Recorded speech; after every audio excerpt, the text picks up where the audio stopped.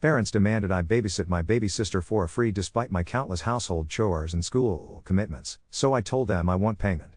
I'm a 17-year-old girl, and I have a 9-month-old baby sister. Lately, I've been getting so many comments about how I should always be babysitting her, and honestly, I'm just exhausted by it all. Part of me feels bad for even feeling this way, but let me just explain where I'm coming from. Growing up, it was always just me and my mother. She had me pretty young, and for most of my childhood, it was just us since my father put her through a lot. We've always been incredibly close. My mom always used to say she didn't want to have more kids, and after everything with my dad, I totally understood that. But that all changed when she met her current husband. He's 45 and, honestly, an absolute angel. He came into our lives when I was 15 and treated both of us like royalty. He saw me as his own kid, and he made it clear from the start that he wanted to raise a child from a baby. My mom agreed, but she set boundaries to protect herself from reliving her past. She said they'd need to get married before having any children together. Once that happened, they tried for a baby, and I was actually the first one they told when they got pregnant. That made sense to me because, honestly, we're all pretty close, and I already knew it was something they both wanted. From that moment on, I was over the moon about my new baby sister. I love kids. I have experience working with them, lots of cousins in a big Latina family, and a brother, he's 11, from my dad's side, so this wasn't my first rodeo. I'm good with kids and genuinely know how to take care of them. But things started getting weird right after my mom got pregnant. Suddenly, it was all these jokes about how they had a built-in babysitter since I was so much older. Then it became a constant theme, talk about how I should help more with the baby, even though I'm already helping a lot at home. I am the main cook. I make almost every dinner and am expected to be home to cook unless I have youth group. On top of that, I'm responsible for all the dishes. Every day after school, the sink is full of my parents' lunch dishes waiting for me. If I come home after youth group at 10 p.m, the dinner dishes are just waiting for me to clean while my parents are already asleep. I also clean the entire house every week. And I'm not just sitting around at home, either. I'm really busy. I'm away for a week at a time almost every school break, volunteering and leading at kids' camps. My school load is intense since I'm in my final year, and I work hard at it. I'm also deeply involved at church, so most weekends I'm out for something related to that. We all laugh about how I'm never home and constantly up to something, but my parents are cool with it. They actually support me being busy and active. I'm a good kid, I don't drink, I don't smoke, I don't go out to parties. What bugs me is what happens when I finally do have free time at home. All I want is some time to myself in my room watching a movie, reading, talking to friends. Of course, I hang out with my family and absolutely love spending time with my baby sister. I adore her. But there's a difference between being her big sister and babysitting her. I know what babysitting is. I've done it for real. It's hard work.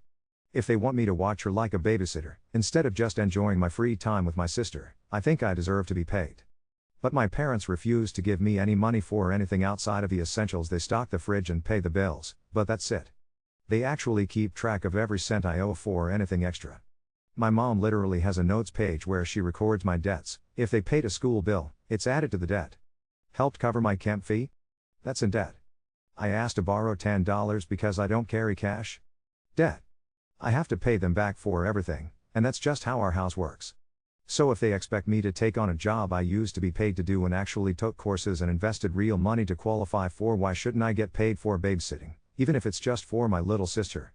I really appreciate the concern about my situation, and I totally get that from the outside things might look rough, but you have to remember that this is only one small aspect of my life.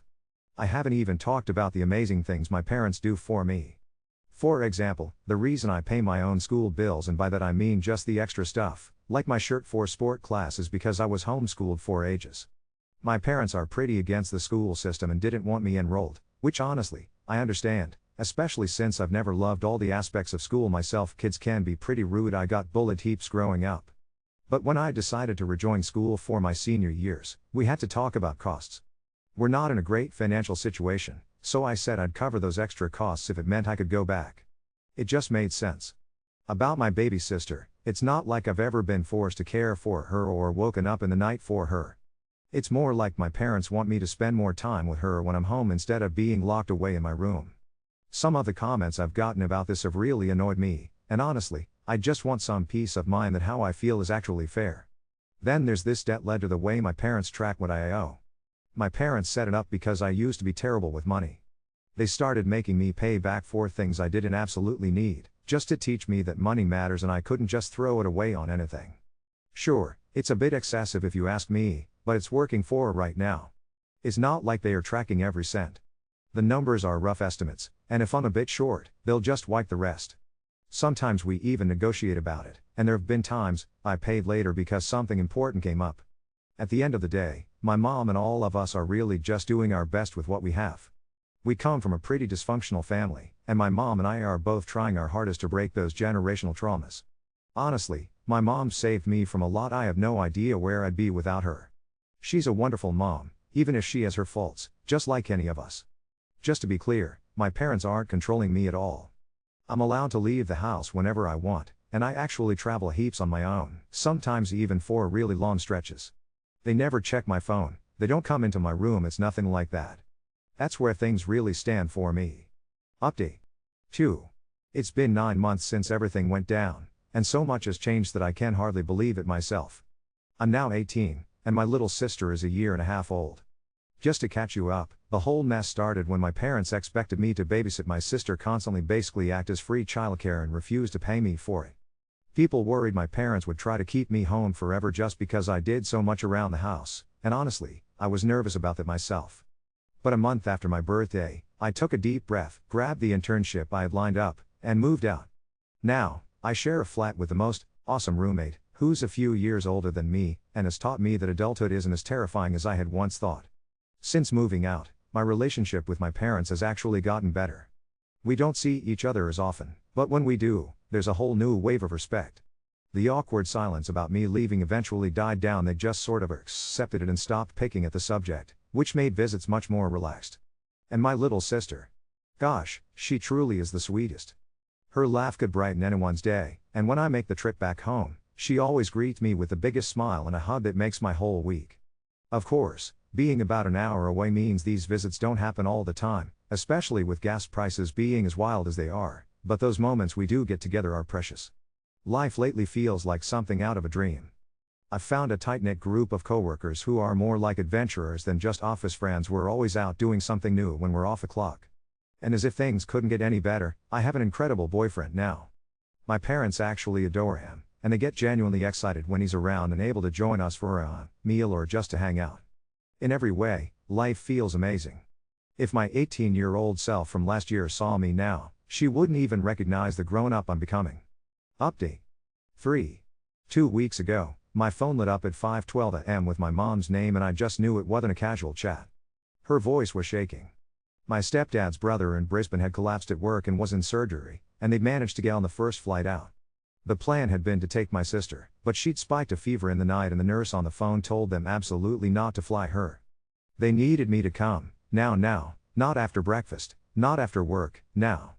I threw on yesterday's hoodie and got on the road in 10 minutes. The city was still asleep, that weird blue before sunrise where everything feels colder than it is. When I walked into the house, my mom was already shoving her passport into a tote, my stepdad doing that tight jaw breathing he does when he's trying not to cry.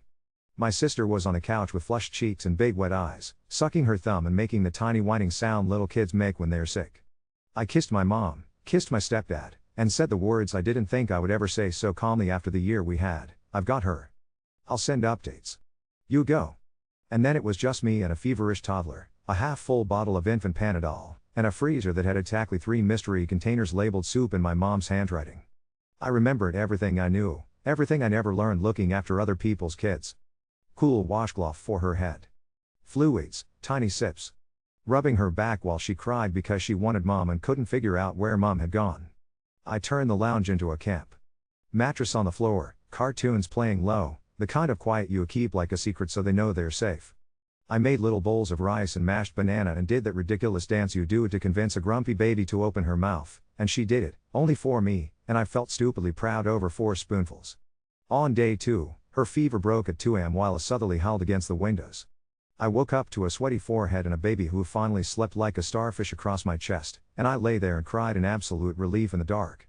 In the morning she was still clingy, but the light was back behind her eyes, and she toddled after me while I cleaned up and made her tiny toast triangles. When she napped, I sat at the kitchen table and did my internship work from my laptop, phone on loud in case the hospital overseas called with news. The thing that surprised me most was how different it felt to step up because I chose to, not because I was cornered into it. I wrote out a little routine and stuck it to the fridge. I texted my boss and told her exactly what was happening, and she told me good on you, family first, we'll cover you. I messaged my boyfriend, and he showed up after work every night with groceries and that little gummy bear vitamin pack my sister loves so much she thinks it's lollies. I didn't feel trapped. I felt useful. My parents came home 4 days later, exhausted and grateful and smelling like airport. My sister did the toddle run she does and flung herself at them giggling, and I swear I saw my stepdad's shoulders drop for the first time in a week. After dinner, real dinner, because I'd stocked them up and cooked enough to fill the freezer for the next few nights, we sat at the table like grown-ups and had the talk we've been skirting around 4 months. My mom slid an envelope across the table and told me it was for the week. No fight. No jokes. Just here, this is what childcare costs, and your time is worth it. Then she pulled out her phone and opened that notes app, the ledger, and said, I'm done with this. It worked when we needed it, but we don't need it anymore. She scrolled, sighed, and deleted the whole thing while I watched. She even laughed when I made a dramatic rest in peace motion over the phone, and then she cried, and then I cried, and my stepdad just put his hand over both of ours and said we all get to start over now. It didn't stop there. The next weekend, they asked me if I could come by for a couple hours so they could go to a wedding. No hates. No guilt. Just a proper ask with a proper rate and an actual end time. I said yes, because I wanted to, and because I knew I'd be home by 9 with Uber money and a warm cookie my mom had left for me by the kettle.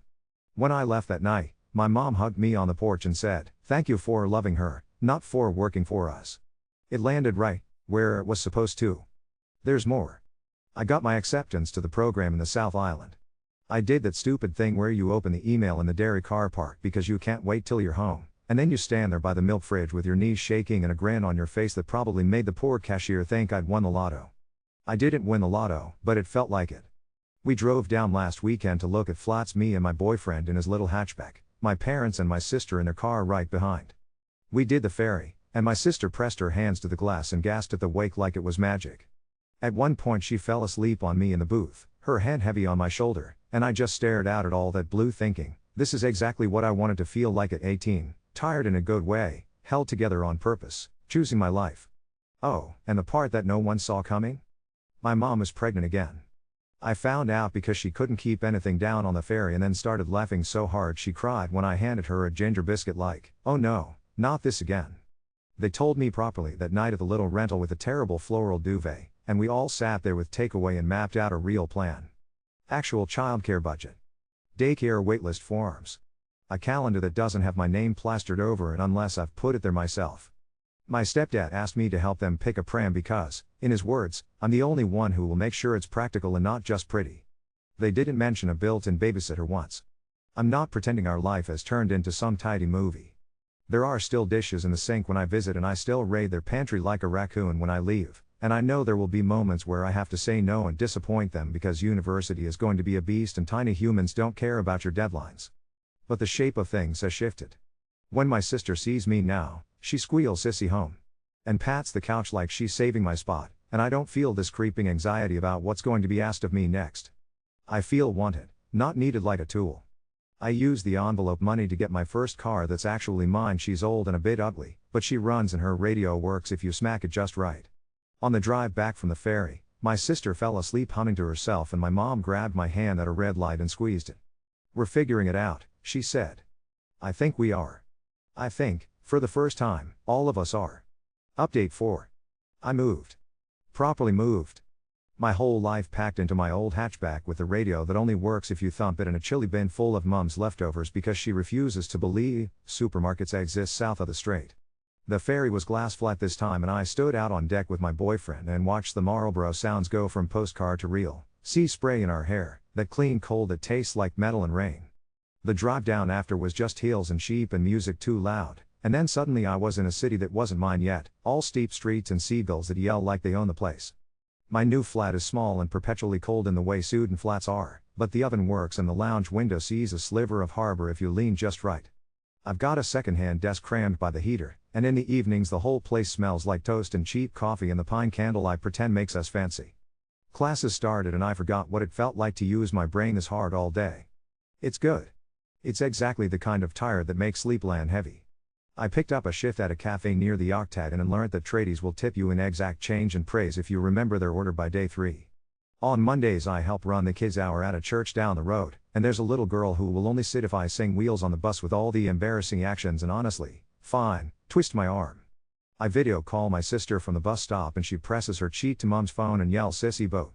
Every time she sees a gull, which makes exactly no sense and also perfect sense because last time she saw me I came off a boat and her world is organized by boats and biscuits. 2 weekends ago was the baby shower. We crammed mom's living room with too many people and too much food, and an absolutely unhinged nappy cake my cousin made with ribbon and those little socks rolled like sushi. Mom was glowing and green all at once, the kind of second trimester where ginger biscuits are a personality.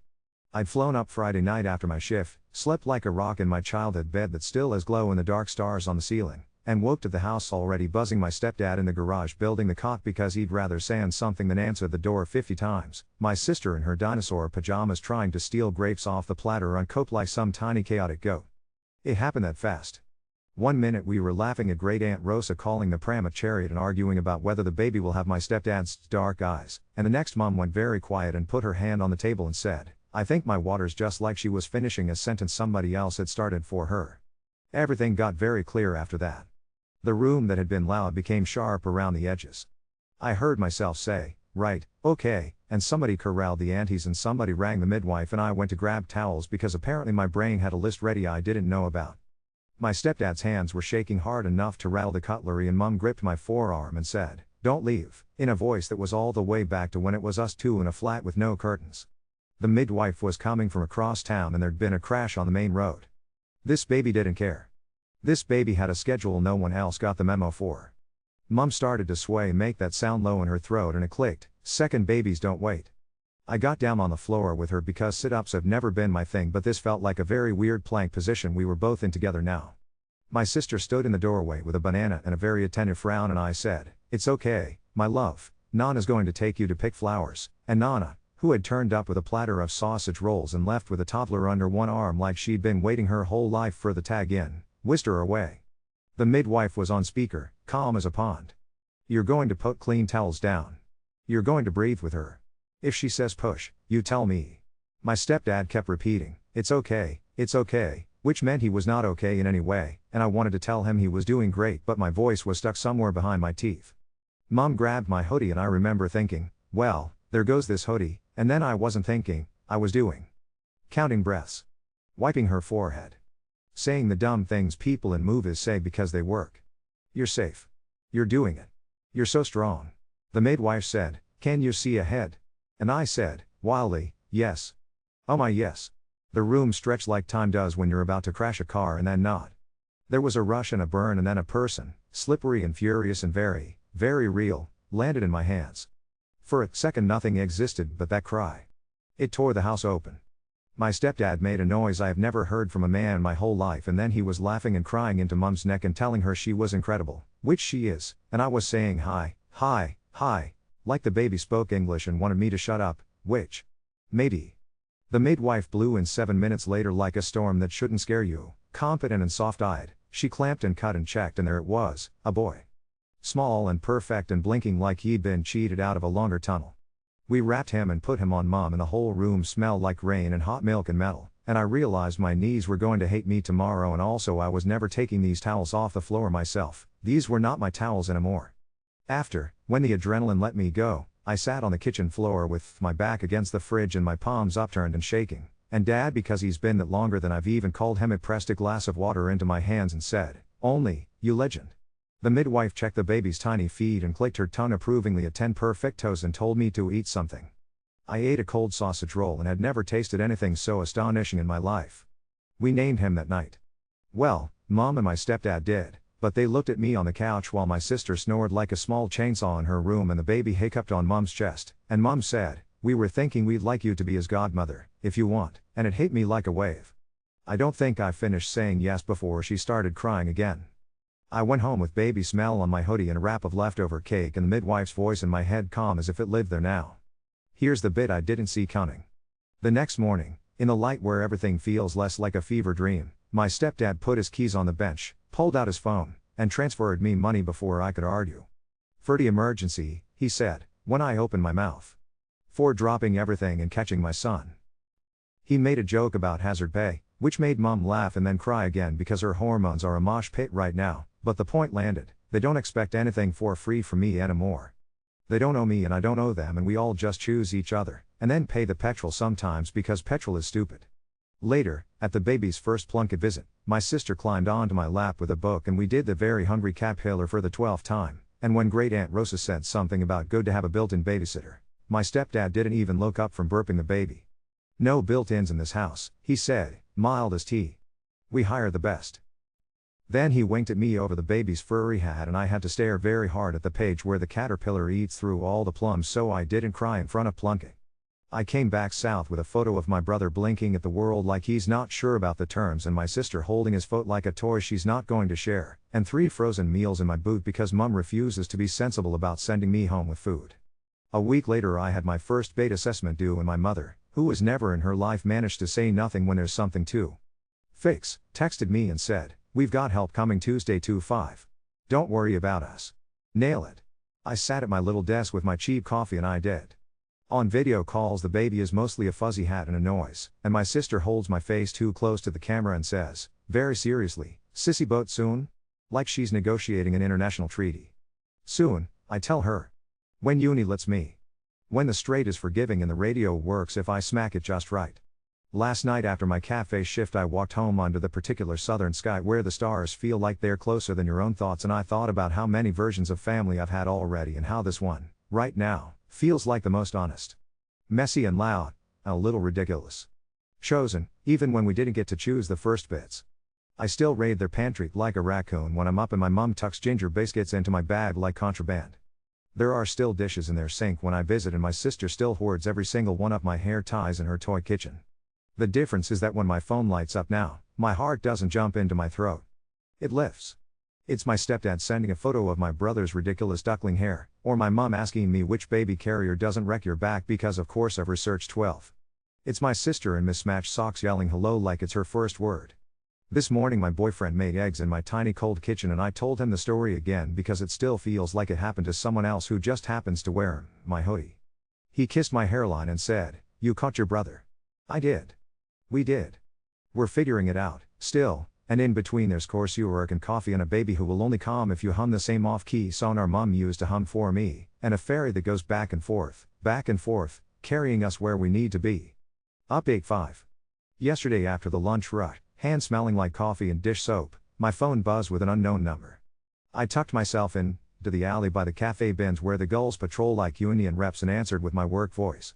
A woman said my full name like she was reading off a chart and then said my dad's name in the hospital and the word stroke, and the alley went very, very quiet in the way cities can if you're the only person hearing the bad news. I haven't said my dad out loud for years without adding qualifiers. I stood with my back to the break, steam from the espresso machine still clinging to my hair, and listened to a stranger tell me where to go, what to bring, what to expect. I told my boss I needed to leave.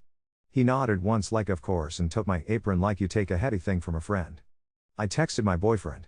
He turned up 10 minutes later with my coat, my charger, and 2 warm cheese rolls wrapped in a tea towel like contraband. We booked the cheap seat north and I put my life into my backpack in 12 minutes. Laptop, hoodie, the tiny soft toy my sister insists I take for brave. The plane did that shudder through clouds trick pilots do to remind you they are in charge, and I stared at the tiny river on the way in and felt my stomach go hollow the way it does when you're falling in a dream and then you don't wake up. Hospitals all smell the same. Lemon cleaner and air conditioning and something faintly metal under the fluorescent. The stroke unit nurse had a braid so tight it looked like rope and eyes so kind I wanted to cry just because she had them. He was smaller than I remembered. People shrink in beds. There were wires like white vines and his left hand lay open on the blanket like a question he hadn't got around to asking. He had his stubble still, and it looked like any other morning he'd slept in and not shaved, except for the way the machines breathed for him in tiny mechanical sighs. I thought I would have a speech for him. I thought I'd be petty or noble or both. What came out of my mouth was high, very quietly, like I was afraid to wake him. My half-brother was there with his mom, long and awkward now in a way that looks like it hurts. He'd brought a skateboard because boys are very themselves even in hospitals. He sat next to me and didn't say anything for a very long time, then asked if the vending machine took coins, and then when we came back with cruel chocolate bars that melted before we finished them, he said, without looking at me, "Do you remember when he used to do the thing where he'd pretend the spoon was a plane?" The thing about grief is that it makes time roll back over itself. I remembered a kitchen that wasn't mine, a chair too big for me, and an airplane noise that, in my head, still has the sound of my mom's laugh in it, too, because she was there, always, even when he wasn't. I nodded. Yeah, I said. Yeah, I remember. He didn't die that night. He did 2 mornings later, very early, when the staff were still in that dawn tired and the birds outside had only just begun the annoying hopeful. I was there. It was quiet and also not, because nothing in a hospital is ever actually quiet, and it felt like a lid closing softly on something I'd been peeking into for years. I called my mom with my voice steady because she deserved steady, and she cried and then in the same breath said, "I'm proud of you." Like those two things belonged in the same sentence. The funeral was small, in a church hall that had seen better carpets, sausage rolls on paper plates and earned coffee that could take pain off. People I didn't know told me stories that belonged to a man who shared my face in certain lights. He was a good laugh, someone said, which is both everything and not enough. The best and worst thing anyone said came from an aunt I half remembered from a Christmas long ago, who pressed a photograph into my hand at the after and whispered, "He kept this in his wallet," as if she was passing me a secret. I looked and there I was, 5 years old with a blue tongue from a dairy ice block, hair stuck to my forehead, making the face of a child who thinks the future is a hallway lined with doors you can't open at twill. The edges of the photo were soft with years of being thumbed. It didn't fix anything. It didn't even crack the shell of everything that should have been different. But it put a little stone on one side of the scale. It made one corner of the story tilt. After the kind of afternoon that tastes like butter and grief, I took my brother to the playground because that's where boys know what to do with their hands. He hung upside down from the bars and told me, in a voice he borrowed from someone older, that he hated that he didn't know when he was supposed to cry. I told him there's no supposed, that sometimes you cry 2 weeks later because you step on Lego in the dark and your brain picks a new reason. He nodded like maybe I'd given him a permission slip. We kicked a ball badly. We said the things you can say. He asked if maybe he could come see my new city in the holidays if Mom says, obviously, like he was scared the warning would show on his face and someone would call it ungrateful. I told him I'd like that very much. Back south, the city had decided to be aggressively itself. The wind tried to sit in my jacket and the gulls heckled me personally and still everything was a shade sharper. Uni didn't pause because someone you loved in a complicated way died, it never has and never will. I went to lectures and my pen squeaked across the cheap paper and the bus was 5 minutes late, the exact 5 minutes that made me swear at the timetable under my breath. At night I texted my brother videos of the harbor lights and he sent me kickflips in the driveway and his dog doing the thing where they look offended by the concept of their own tail. Then the sky did something I didn't know it could do. I was wiping down cafe tables at close when my phone started pinging like a slot machine. Coworkers, the group chat, someone from class, all caps. Outside now. Go outside now. We stepped into the alley and even the gulls shut up. The aurora laid itself over the harbor like a curtain someone jealous would pull half closed. Green first, then violet at the edges, a slow, impossible river. We drove up Signal Hill with half of the city, parked like people on a merry sleeping head to toe, doors open, radios off. Strangers lent each other blankets. Someone played a tinny guitar so badly I wanted to throw him into a bush, and then he found a chord that worked and I forgave him on the spot. My boyfriend squeezed my hand until our fingers ached. I video called my family. My mom answered in the lounge with the baby attached to her like a barnacle and my sister wearing a tutu and gumboots because she is committed to an aesthetic. I turned my camera around and on the other end my stepdad said a word you only say when the kids are asleep, softly like prayer. My brother's voice slipped in behind his mom's shoulder on their couch up north. Is that your sky? And it cracked something open in me I'd been holding with both fists since the hospital. It's our sky, I said, before I could decide how that sounded. It's all of ours. He came a month later for the school holidays with a backpack that had no warm clothes because he is 12 and believes in weather as a suggestion. I met him at the arrivals gate with a puffer jacket my boyfriend's sister had outgrown and a scarf my flatmate pretends not to hate. He pretended he didn't need them and then kept them on for 3 days straight. We did the Otago Museum butterflies because you have to at least once, and he stood so still blue one landed on his shoulder and then he refused to move for a full 9 minutes like a small, serious statue. We climbed halfway up Baldwin Street and decided wisdom was turning back when your calves start writing you hate mail. He ate his first proper cheese roll like it was a dare, swore he could eat 8, made it to 3.5, and then lay on our flat's questionable rub like a fallen hero while my flatmate stepped over him to get to the kettle. We went to the beach in weather that would have made anyone sensible choose soup and he ran in anyway, came out purple and lit up and alive, laughing so hard he sounded like a kettle boiling. He didn't ask about our dad. He didn't have to. The question lived in the air between us and we let it. Sometimes it's an act of love to not poke the bruise. We called home every night. The baby is all fists and snorts. My sister has decided her new favorite thing is to read to him by inventing plots at top volume, so he's going to enter school very convinced that all bears are named Jeff and eat only toast. Mum looks like the middle of a storm in the eye of one. You can see the tired sit right on her bones and you can see how much she loves it anyway. On his last night, my brother and I went back up Signal Hill with pies in a paper bag and sat with our feet on the fence and our chins in our jackets. We didn't get another light show. We got stars that felt closer than your own palms and a satellite pretending to be important. He said, very quiet, "Do you think he would have liked this?" And because I'm trying to be braver these days, I didn't tidy it up. "I don't know," I said, and then, "I like it," and he bumped his shoulder into mine in that boy language that means I hear you, me too, let's not ruin it with words. When I took him back to the airport, he did the thing lads do where they wait until you're pretending to look at the departures board to hug you so they don't have to see your face. He smelled like salt and borrowed shampoo. He said, "See you next time," and made it sound like weather again, inevitable as rain. On the bus home I watched the harbor flicker past like it wasn't entirely sure whether to stay. My phone buzzed with a photo of my sister asleep on my stepdad's chest, one of the baby looking like a tiny disgruntled potato, and one from my mom of a list on the fridge titled Help This Week with names that weren't mine on it. Underneath that, she'd sent just, "Nail it." So I got off at my stop, put my keys between my fingers the way my aunties taught me even though nothing bad has ever happened on my street except the time the neighbor's cat adopted us without consent, and climbed the cold stairs to my flat. My boyfriend had left the heater on for me and a note stuck to the kettle that said, "Sky tonight?" We didn't get lights. We got a seagull yelling like a banshee and toast that tasted perfect and the feeling of stepping into a life I chose so deliberately that every ordinary bit of it feels like a small rebellion. Later, my sister sent me a voice memo that was mostly giggles and then, very solemnly, "Sissy Sky soon?" "Soon," I told her back. "Boat or sky or bus or stupid ferry that smells like chips." "Soon." We're still figuring it out, all of us, which looks like rosters on a fridge and money landing in my account before I have to ask, and a boy who can't decide if he hates the cold more than he loves the ocean. It looks like a tiny brother who only stops crying if my mom hums off key and me catching myself humming along from 600 kilometers away. It looks like a wallet photo soft at the edges and a hill where the sky comes down to meet you if you're patient. It looks like choosing, over and over, even when you weren't given the choice for the first bit. I still raid their pantry like a raccoon when I'm up and mom still sneaks ginger biscuits into my backpack like she's a smuggler. There are still dishes in their sink when I visit because we are us, and my sister still hides my hair ties in her toy oven like trophies. The difference is the same as before and also somehow bigger. When my phone lights up now, I don't brace. I open. It's my stepdad sending a photo of my brother's hair sticking straight up like dandelion fluff. It's my brother asking if the butterflies will still land on him next time if he stands very, very still. It's my mother texting, "We booked daycare. We're okay. Study. Sleep. Eat something green."